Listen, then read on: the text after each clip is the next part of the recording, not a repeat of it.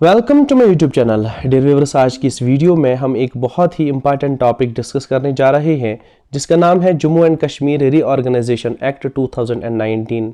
ये chapter class 10th की political science का लास्ट चैप्टर है। इसके 2 मार्क्स हैं और एग्जाम में इस चैप्टर में से 2 मल्टीपल चॉइस क्वेश्चंस आते हैं। ये chapter objective point of view से बहुत ही ज़्यादा अहम है। इसके अलावा कॉम्पिटिटिव एग्जाम्स के लिए भी ये चैप्टर बहुत ही ज़्यादा अहम है। Dear viewers, Jammu and Kashmir reorganisation act जो है ये अफेक्ट करता है जम्मू कश्मीर स्टेट को। इस एक्ट के तहत जम्मू कश्मीर स्टेट को डिवाइड कर दिया जाता है 2 यूनियन टेरिटरीज में। एक होती है यूनियन टेरिटरी ऑफ लद्दाख, दूसरी होती है union territory of Jammu and Kashmir. Jammu and Kashmir reorganisation act के तहत जम्मू कश्मीर को जो स्पेशल स्टेटस दिया गया था अंडर आर्टिकल 370 और अंडर आर्टिकल 35A, उस स्पेशल स्टेटस को भी खत्म कर दिया जाता है। सबसे पहले हम जम्मू कश्मीर स्टेट को समझेंगे और समझेंगे आर्टिकल 370 क्या था और आर्टिकल 35A क्या था। डियर व्यूअर्स, अगर हम बात करें जम्मू एंड कश्मीर स्टेट की तो यह स्टेट बनी थी 1846 में। 16 मार्च 1846 को ट्रीटी ऑफ अमृतसर साइन होती है between Maharaja Gulab Singh and English east India company. यानी अंग्रेजों से महाराजा गुलाब सिंह कश्मीर खरीदते हैं 75 लाख में जब ट्रीटी ऑफ अमृतसर होती है। तो ट्रीटी ऑफ अमृतसर के बाद महाराजा गुलाब सिंह के अंडर अब कश्मीर भी आ जाता है, जबकि पहले ही उसके अंडर जम्मू था, लद्दाख था, किश्तवाड़ था। अब जम्मू कश्मीर, लद्दाख, किश्तवाड़ सब मिला के एक स्टेट बन जाती है और इस स्टेट का पहला रूलर जो होता है वो होता है गुलाब सिंह। ये डोगरा डायनास्टी फाउंड करता है और उसके बाद रणबीर सिंह यहां रूलर बनता है, फिर प्रताप सिंह और लास्ट जो डोगरा रूलर जम्मू कश्मीर का होता है वो होता है महाराजा हरि सिंह। डियर व्यूअर्स, महाराजा हरि सिंह जम्मू कश्मीर का रूलर बनता है 1925 में। जब महाराजा हरि सिंह जम्मू कश्मीर का रूलर बना, उसने देखा कि बाहर से, पंजाब से लोग आते हैं जम्मू कश्मीर में, जॉब उनको मिलता है। बाहर से लोग आते हैं जम्मू कश्मीर में, वो जमीन खरीदते हैं। एज ए रिजल्ट कश्मीर को जो असली इनहेबिटेंट्स हैं, कश्मीर के जो रेजिडेंट्स हैं, कश्मीर के जो लोग हैं, वो बहुत पीछे रह गए।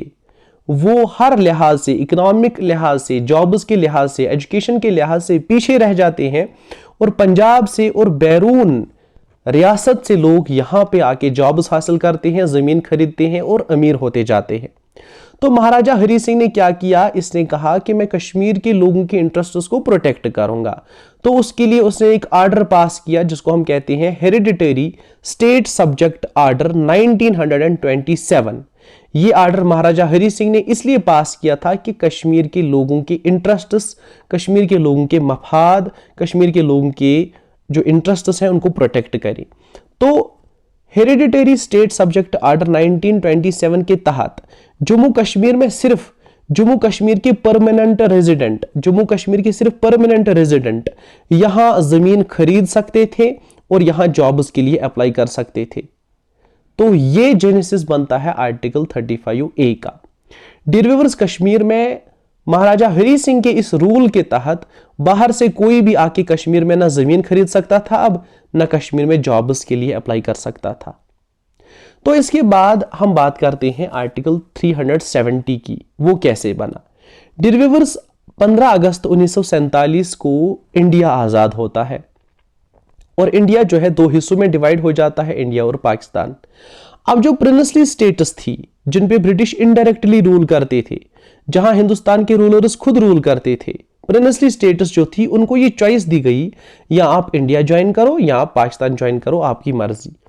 अब जम्मू कश्मीर एक बहुत बड़ी प्रिंसली स्टेट थी। जम्मू कश्मीर का रूलर जो था उसका नाम था महाराजा हरि सिंह। उसने ना इंडिया ज्वाइन किया ना पाकिस्तान ज्वाइन किया। उसने डिसाइड किया कि फिलहाल जम्मू कश्मीर ऐसे ही रहेगी। तो उसने एक एग्रीमेंट बनाया जिसको कहते हैं स्टैंड स्टिल एग्रीमेंट। तो स्टैंड स्टिल एग्रीमेंट पाकिस्तान ने साइन किया, लेकिन इंडिया ने स्टैंड स्टिल एग्रीमेंट साइन नहीं किया। इसी असना में, इसी टाइम पीरियड में, अक्टूबर 1947 में पाकिस्तान से ट्राइबल्स जम्मू कश्मीर में हमला कर देते हैं पुंछ एरिया से। तो महाराजा हरि सिंह की जो फौज थी वो उनका मुकाबला नहीं कर सकती है। तो महाराजा हरि सिंह यहां से जाते हैं दिल्ली और इंडिया की गवर्नमेंट से मिलिट्री हेल्प मांगते हैं। लेकिन इंडिया की गवर्नमेंट उसे कहती है कि हम आपको मिलिट्री हेल्प नहीं दे सकते तब तक जब तक कि आप ना इंस्ट्रूमेंट ऑफ एसेशन हमारे साथ साइन करो, जब तक ना आप हमारे साथ मिल जाओ और कश्मीर को इंडिया के साथ ज्वाइन करो।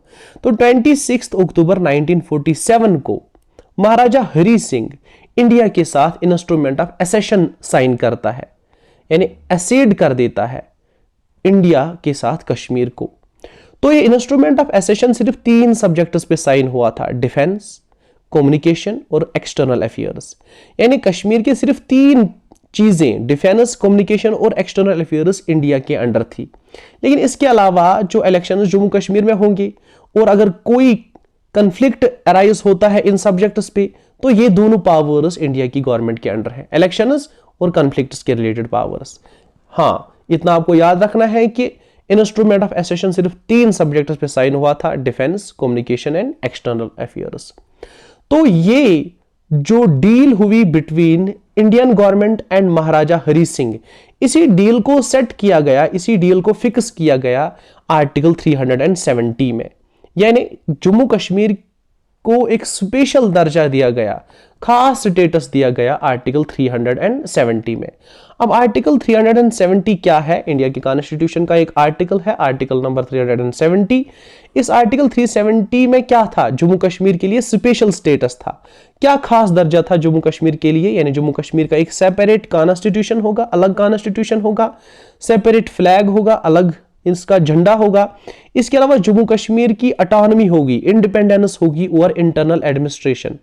यानी जम्मू कश्मीर का डिफेंस, कम्युनिकेशन और एक्सटर्नल अफेयर्स इंडिया के अंडर रहेगा, बाकी अफेयर्स में जम्मू कश्मीर इंडिपेंडेंट है। ये हो गए 3 प्रोविजन जो आते हैं अंडर आर्टिकल 370।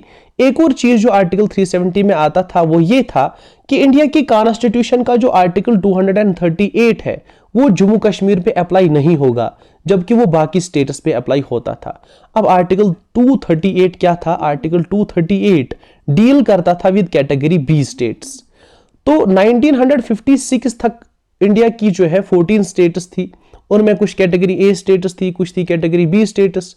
तो 1956 में स्टेटस को रीऑर्गेनाइज किया जाता है और कैटेगरी बी स्टेटस को खत्म कर दिया जाता है। एज ए रिजल्ट आर्टिकल 238 भी खत्म कर दिया जाता है।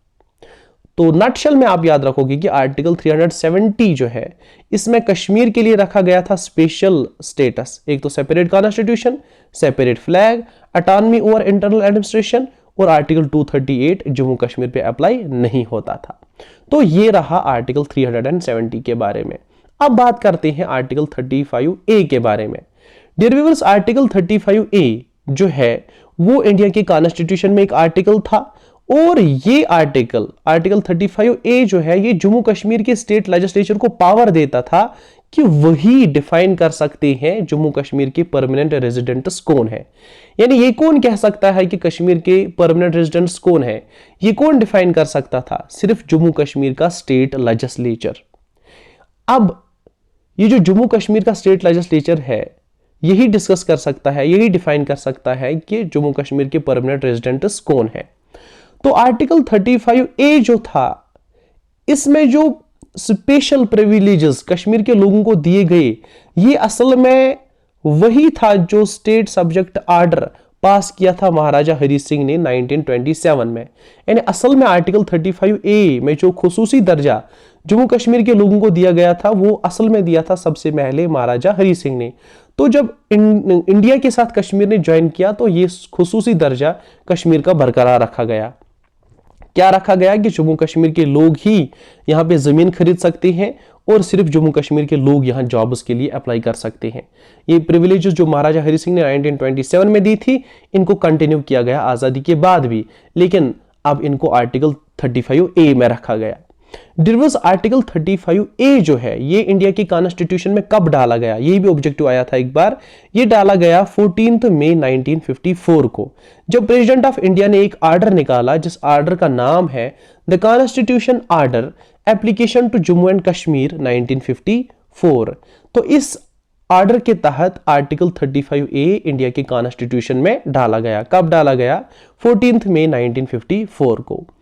अब यहां तक आप याद रखोगे कि आर्टिकल 35A और आर्टिकल 370 के तहत जो स्पेशल प्रिविलेज जम्मू कश्मीर को दी गई थी वो कंटिन्यू हो रही थी 2019 तक। ऐसा चल रहा था 2019 तक, लेकिन 2019 के बाद एक शिफ्ट आता है, एक चेंज आती है और इन दोनों चीजों को खत्म किया जाता है, जम्मू कश्मीर स्टेट को रीऑर्गेनाइज किया जाता है। अब ये रीऑर्गेनाइजेशन एक्ट क्या था? डियर व्यूअर्स, इंडिया का जो प्रेसिडेंट होता है रामनाथ कोविंद, वो 6 अगस्त 2019 को एक आर्डर निकालता है। उस आर्डर में वो कहता है कि आर्टिकल 370 इनऑपरेटिव रहेगा, काम करना बंद कर देगा। इससे जम्मू कश्मीर के जो लोग हैं उनको जो स्पेशल स्टेटस दिया गया था वो खत्म हो जाता है। ओवरऑल नटशल में आर्टिकल 370 और आर्टिकल 35A दोनों को एब्रोगेट किया जाता है, खत्म किया जाता है। किसके थ्रू? रीऑर्गेनाइजेशन एक्ट 2019 के थ्रू। और ये रीऑर्गेनाइजेशन एक्ट 2019 इफेक्ट में आ जाता है, काम करना शुरू कर देता है। कब से? 31 अक्टूबर 2019 से। और ये रीऑर्गेनाइजेशन एक्ट जो है ये सुपरसीड करता है, रिप्लेस करता है जो constitution order application to Jammu and Kashmir 1954 है, जिसके तहत आर्टिकल 35A रखा गया था इंडिया के कॉन्स्टिट्यूशन में। उस आर्डर को रिप्लेस करता है कौन सा एक्ट? Reorganisation act 2019।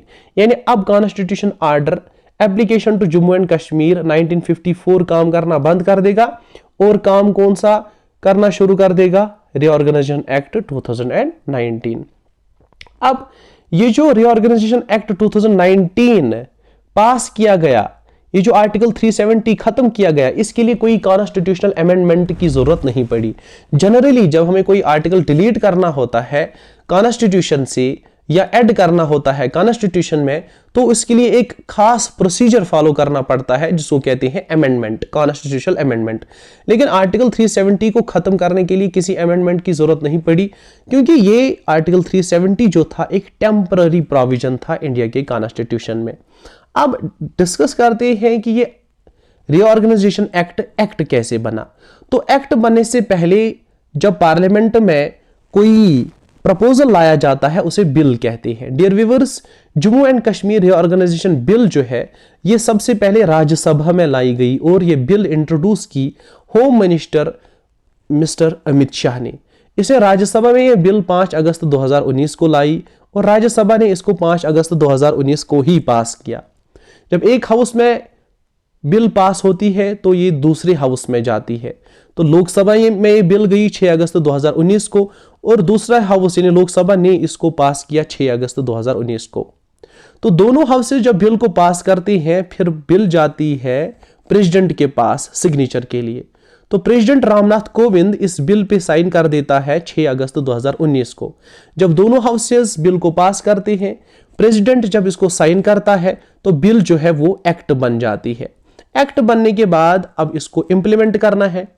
तो कब मंजूरी दे देता है प्रेसिडेंट इसको इंप्लीमेंटेशन के लिए? यानी 9 अगस्त, ये भी ऑब्जेक्टिव आया था, 9 अगस्त 2019 को असेंट देता है, मंजूरी देता है प्रेसिडेंट इस एक्ट को इंप्लीमेंटेशन के लिए। यानी अब इंप्लीमेंटेशन के लिए ये एक्ट तैयार हो गया और प्रेसिडेंट ने इसको मंजूरी दे दी इंप्लीमेंटेशन के लिए। और ये फोर्स में आता है, इफेक्ट में आता है ये एक्ट 31 अक्टूबर 2019 से ये एक्ट जो है काम करना शुरू कर देता है। अब इस एक्ट की कंपोजिशन को समझते हैं। इस एक्ट में 14 पार्ट्स हैं। इस एक्ट की 103 सेक्शंस हैं और इसके 5 स्केड्यूल्स हैं या 5 शेड्यूल्स हैं। तो ये जो एक्ट है इसमें 14 पार्ट्स हैं, 103 सेक्शंस हैं और 5 शेड्यूल्स हैं इसकी। डियर व्यूअर्स, बात करते हैं मेन प्रोविजंस की, यानी ओवरऑल इस एक्ट में क्या कहा गया।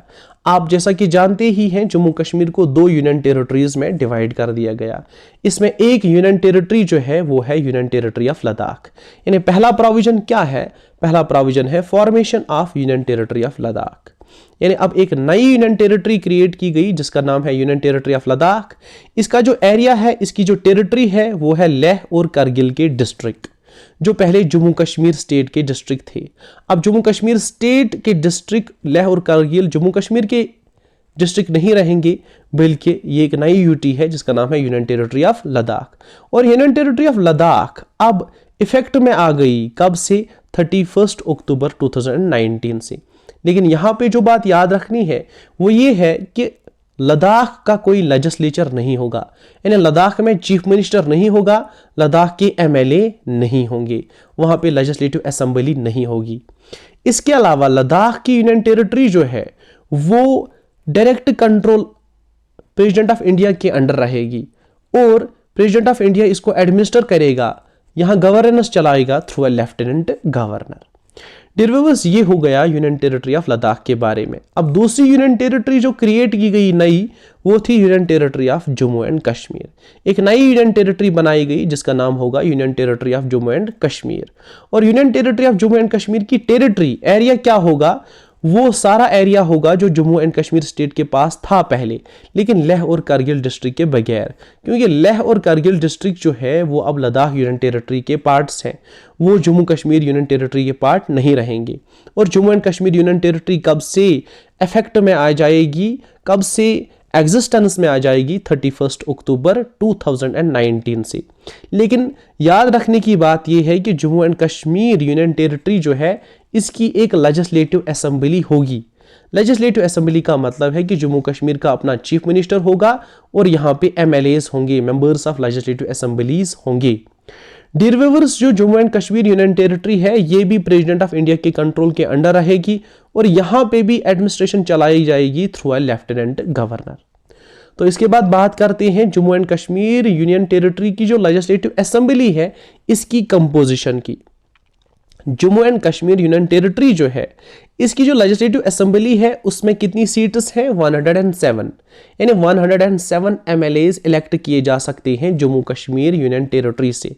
लेकिन इसमें से 24 सीट्स जो है वो रिजर्व रखी गई हैं पाकिस्तान ऑक्यूपाइड जम्मू एंड कश्मीर के लिए, यानी जो हिस्सा जम्मू कश्मीर का पाकिस्तान के अंडर है वो जब जम्मू कश्मीर के साथ वापस मिल जाएगा, हिंदुस्तान के साथ वापस आ जाएगा, तो वहां से कितने एमएलए चुने जाएंगे, 24। लेकिन करंटली जो एरिया इंडिया के अंडर है जम्मू कश्मीर का, यहां पे 83 सीट्स के लिए 83 एमएलएज के लिए इलेक्शन होगा। इसके अलावा जो लेफ्टिनेंट गवर्नर है वो दो विमेन को नॉमिनेट कर सकता है into the legislative assembly of Jammu and Kashmir. इसके अलावा जो Jammu and Kashmir legislative assembly है उसका टेन्योर, उसका टाइम पीरियड रहेगा 5 साल, यानी 5 साल तक जम्मू कश्मीर की लेजिस्लेटिव असेंबली काम करेगी। 5 साल के बाद फिर नए इलेक्शंस होंगे, नए से एमएलएस बनेंगे, नए से चीफ मिनिस्टर बनेगा, नए से लेजिस्लेटिव असेंबली बनेगी। डियर व्यूअर्स, यहां पे एक मिनिस्टीरियल काउंसिल होगी, यानी एक चीफ मिनिस्टर होगा और उसके काउंसिल ऑफ मिनिस्टर्स होंगे जो असल में गवर्नमेंट को चलाते हैं। यानी मिनिस्टीरियल काउंसिल में 8 मेंबर होंगे जिनका हेड होगा चीफ मिनिस्टर। लेकिन यहां एक और बात जो याद रखने के काबिल है वो ये है कि यहां पे लेजिस्लेटिव काउंसिल नहीं होगी। जब जम्मू एंड कश्मीर एक स्टेट थी तो यहां का लेजिस्लेचर जो था वो बाई कैमरल था, उसके 2 हाउसेस थे, एक हुआ करता था उसका हाउस लेजिस्लेटिव असेंबली और दूसरा हुआ करता था लेजिस्लेटिव काउंसिल। यानी एक तो यहां एमएलएज हुआ करते थे और यहां एमएलसीज हुआ करते थे। अब एमएलसीज नहीं होंगे, लेजिस्लेटिव काउंसिल यहां पे नहीं होगी, यहां का लेजिस्लेचर जो है वो यूनिकैमरल होगा, उसका एक ही हाउस होगा, उसकी सिर्फ लेजिस्लेटिव असेंबली होगी। लेजिस्लेटिव काउंसिल जम्मू कश्मीर में अब नहीं होगी, यानी legislative council Jammu Kashmir union territory की नहीं होगी। अब बात करते हैं पावर्स क्या रहेंगे। जम्मू कश्मीर की जो लेजिस्लेटिव असेंबली है उसके पास क्या पावर्स रहेंगे। Dear viewers, Jammu and Kashmir union territory की जो लेजिस्लेटिव असेंबली है उसके पावर्स रहेंगे वो सारे पावर्स जो स्टेट लिस्ट में आते हैं। आपको पता है इंडिया एक फेडरल कंट्री है, यहां पावर्स डिस्ट्रीब्यूट किए गए हैं सेंट्रल गवर्नमेंट और स्टेट गवर्नमेंट के दरमियान। 3 लिस्ट्स आपको मिलते हैं in the 7th schedule of Indian constitution. एक है यूनियन लिस्ट, दूसरा है स्टेट लिस्ट और तीसरा है concurrent list. Dear viewers, union list में आपको पता है 100 सब्जेक्ट्स हैं, उन पे सिर्फ और सिर्फ सेंट्रल गवर्नमेंट लॉ बना सकती है। स्टेट लिस्ट में तकरीबन 62 सब्जेक्ट्स हैं जिनमें सिर्फ और सिर्फ स्टेट गवर्नमेंट लॉ बना सकती है। कंकरेंट लिस्ट में 52 सब्जेक्ट्स हैं जिन पे सिर्फ और सिर्फ जो है जिस पे state government as well as central government law बना सकती है जिसको जरूरत पड़े। डियर व्यूअर्स, जो जम्मू कश्मीर की लेजिस्लेटिव असेंबली है वो स्टेट लिस्ट में जितने भी सब्जेक्ट्स हैं उन पे लॉ बना सकती है, लेकिन पुलिस और पब्लिक ऑर्डर के बगैर। पुलिस और पब्लिक ऑर्डर के बगैर जितने भी सब्जेक्ट आते हैं स्टेट लिस्ट में उन सब्जेक्ट्स पे जम्मू कश्मीर यूनियन टेरिटरी की लेजिस्लेटिव असेंबली लॉज बना सकती है। इसके अलावा कंकरेंट लिस्ट में जो सब्जेक्ट्स यूनियन टेरिटरीज के रिलेटेड होते हैं उन पे भी जम्मू कश्मीर यूनियन टेरिटरी की लेजिस्लेटिव असेंबली लॉज बना सकती है। इसके अलावा सेंट्रल गवर्नमेंट जैसे पार्लियामेंट ऑफ इंडिया है वो कोई भी लॉ बना सकता है Jammu and Kashmir union territory के लिए, ये तो आप जानते ही है। इसके बाद बात करते हैं एप्लीकेशन ऑफ सेंट्रल लॉज की। डियर व्यूअर्स, जब जम्मू एंड कश्मीर एक अलग स्टेट थी, जब यहां आर्टिकल 370 और 35A काम कर रहा था, तब जम्मू कश्मीर पे सेंट्रल गवर्नमेंट के लॉज अप्लाई नहीं होते थे। अब आर्टिकल 370 खत्म और आर्टिकल 35A खत्म, जम्मू कश्मीर एक यूनियन टेरिटरी है, इस पे सभी सेंट्रल लॉज अप्लाई हो जाएंगे। और 31 अक्टूबर 2019 के दिन ही यहाँ पे 106 सेंट्रल लॉज अप्लाई हो गए थे, विद इमीडिएट इफेक्ट ये अप्लाई हो गए थे। इसके बाद बात करते हैं रिजर्वेशन की। डियर व्यूअर्स, रिजर्वेशन यहाँ पे रखी गई है एससीज के लिए, एसटीज के लिए, ओबीसीज के लिए, पीएसपी यानी पहाड़ी स्पीकिंग पीपल के लिए, ईडब्ल्यूएस यानी economically weaker sections of societies के लिए, इनके लिए रिजर्वेशन रखी गई है जॉब्स में। इसके अलावा एससीज और एसटीज के लिए रिजर्वेशन रखी गई है लेजिस्लेटिव असेंबली में भी।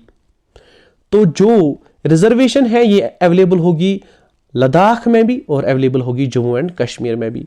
इसके बाद बात करते हैं एक और प्रोविजन की जिसको हम कहते हैं common high court. Dear viewers, Jammu and Kashmir state का जो पहले हाई कोर्ट था वो अब हाई कोर्ट रहेगा यूनियन टेरिटरी ऑफ लद्दाख के लिए भी और union territory of Jammu Kashmir के लिए भी। यानी union territory of Jammu and Kashmir और यूनियन टेरिटरी ऑफ लद्दाख, इन दोनों यूनियन टेरिटरीज का एक ही हाई कोर्ट होगा, कॉमन हाई कोर्ट होगा दोनों यूनियन टेरिटरीज का। इसके बाद बात करते हैं रिप्रेजेंटेशन इन पार्लियामेंट। अगर हम बात करेंगे लोकसभा की तो जम्मू एंड कश्मीर स्टेट से 6 लोकसभा मेंबर्स इलेक्ट होके जाते थे। जम्मू एंड कश्मीर स्टेट के लिए 6 लोकसभा सीट्स अलॉट थी पहले। अब इन 6 में से 1 सीट लद्दाख के लिए रखी गई है और 5 seats Jammu Kashmir union territory के लिए रखी गई है। यानी लद्दाख से 1 लोकसभा मेंबर इलेक्ट होके जाएगा और जम्मू कश्मीर से 5 लोकसभा मेंबर्स इलेक्ट होके जाएंगे। अब बात करते हैं members of council of states की, राज्यसभा की। डियर व्यूअर्स, जब जम्मू एंड कश्मीर एक स्टेट थी तो 4 राज्यसभा मेंबर्स जम्मू कश्मीर स्टेट से इलेक्ट होके जाते थे। अब as per first schedule section 9 union territory of Jammu Kashmir से 4 राज्यसभा मेंबर्स इलेक्ट होके जाएंगे। कहां? राज्यसभा में, ठीक है। लेकिन कोई भी राज्यसभा सीट लद्दाख के लिए नहीं रखी गई है। ऐसा क्यों? क्योंकि आप जानते ही हो कि राज्यसभा के मेंबर्स को कौन इलेक्ट करता है? इनको इलेक्ट करती है लेजिस्लेटिव असेंबली। यानी जहां पे लेजिस्लेटिव असेंबली होंगी वही तो इलेक्ट करेंगे राज्यसभा मेंबर्स को। जम्मू एंड कश्मीर की लेजिस्लेटिव असेंबली है तो जम्मू कश्मीर से राज्यसभा के मेंबर्स को इलेक्ट करेगी जम्मू कश्मीर की लेजिस्लेटिव असेंबली। लद्दाख की कोई लेजिस्लेटिव असेंबली है नहीं तो वो तो किसी राज्यसभा मेंबर को अपॉइंट नहीं कर सकती, इलेक्ट नहीं कर सकती। एज अ रिजल्ट लद्दाख से कोई भी राज्यसभा का मेंबर नहीं होगा, जबकि जम्मू कश्मीर से 4 राज्यसभा के मेंबर होंगे। तो ये हमारा जो चैप्टर है वो खत्म हुआ। अब बात करते हैं इसकी टेक्सचुअल एक्सरसाइजेस की, इनको डिस्कस करते हैं। तो टेक्सचुअल एक्सरसाइजेस की जो नई आई है वो इसमें पहला क्वेश्चन जो है, describe the structure and functioning of union territory of Jammu and Kashmir and union territory of Ladakh, list out the differences also. यानी आपको बताना है जम्मू कश्मीर की यूनियन टेरिटरी कैसे फंक्शन करेगी, लद्दाख की यूनियन टेरिटरी कैसे फंक्शन करेगी और इन दोनों में डिफरेंस क्या है। Dear viewers, union territory of Jammu Kashmir जो है, अगर हम आंसर लिखें तो इसका एरिया आता है जम्मू एंड कश्मीर स्टेट का, लेह और करगिल के बगैर। Jammu and Kashmir union territory जो है ये प्रेसिडेंट ऑफ इंडिया के अंडर रहेगी, इसको एडमिनिस्टर करेगा lieutenant governor. Jammu and Kashmir union territory की लेजिस्लेटिव असेंबली होंगी जिसकी 107 मेंबर होंगे। 24 सीटें जो है वो रिजर्व्ड है पाकिस्तान ऑक्युपाइड जम्मू कश्मीर के लिए। यहाँ पे एक मिनिस्टरियल काउंसिल होगी जिसके 8 मेंबर होंगे और चीफ मिनिस्टर का हेड होगा। और टर्म जो है जम्मू कश्मीर लेजिस्लेटिव असेंबली की वो है 5 साल। अब लद्दाख की बात करते हैं। लद्दाख की यूनियन टेरिटरी जो है उसका एरिया होगा लेह और करगिल। लद्दाख यूनियन टेरिटरी भी रहेगी प्रेसिडेंट ऑफ इंडिया के अंडर और लेफ्टिनेंट गवर्नर यहाँ एडमिनिस्ट्रेशन चलाएगा। लेकिन लद्दाख यूनियन टेरिटरी के लिए कोई लेजिस्लेटिव असेंबली नहीं होगी। अब डिफरेंस तो यहाँ पे खुद ही जाहिर हो गई। डिफरेंस ये है कि जम्मू कश्मीर यूनियन टेरिटरी जो है, जम्मू कश्मीर यूनियन टेरिटरी की लेजिस्लेटिव असेंबली होगी और लद्दाख यूनियन टेरिटरी की लेजिस्लेटिव असेंबली नहीं होगी। ठीक है, तो ये यहाँ पे क्लियर हुआ। अब दूसरा क्वेश्चन जो है वो है match the following, column A और कॉलम बी को मैच करना है। तो मैंने यहाँ पे मैच करके रखा है। Jammu and Kashmir reorganisation act came effect, कब से ये इफेक्ट में आया? 31 अक्टूबर 2019 से। पार्लियामेंट ने कब जम्मू कश्मीर रीऑर्गेनाइजेशन बिल को पास किया? तो 6 अगस्त 2019 को। प्रेसिडेंट ने इसको कब असेंट किया, मंजूरी दे दी इंप्लीमेंटेशन के लिए? 9 अगस्त 2019 को। तो ये हो गया दूसरा क्वेश्चन भी। तीसरा क्वेश्चन जो है वो ट्रू फॉल्स की सूरत में है। तो यहां पे in the context of Jammu and Kashmir reorganisation act 2019 इनमें से कौन सा स्टेटमेंट ट्रू है और कौन फॉल्स है? पहला जो है, Jammu and Kashmir state has been divided into 2 union territories, भाई ट्रू है, 2 यूनियन टेरिटरीज में डिवाइड किया गया जम्मू कश्मीर स्टेट को।